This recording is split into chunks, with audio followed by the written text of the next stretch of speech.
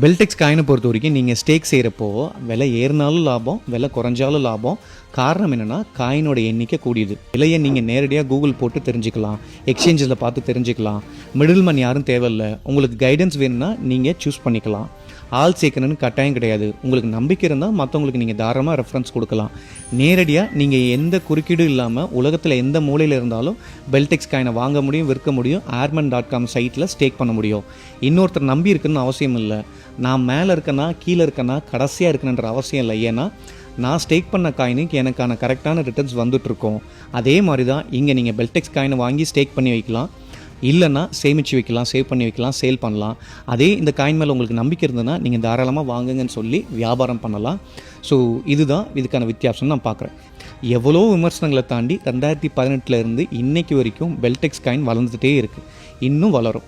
ஒன்று சொல்லவா sir, strong marketing May win in the short term, but strong fundamental May win in the long term. பெல்டெக்ஸ் coin அவங்களோட ஃபண்டமெண்டலை ரொம்ப strong ஆகிட்டே வராங்க. அஸ்திவாரம் ஸ்ட்ராங் ஆச்சுன்னா பெரிய சாம்ராஜ்யத்தை கட்டி எழுப்ப முடியும்.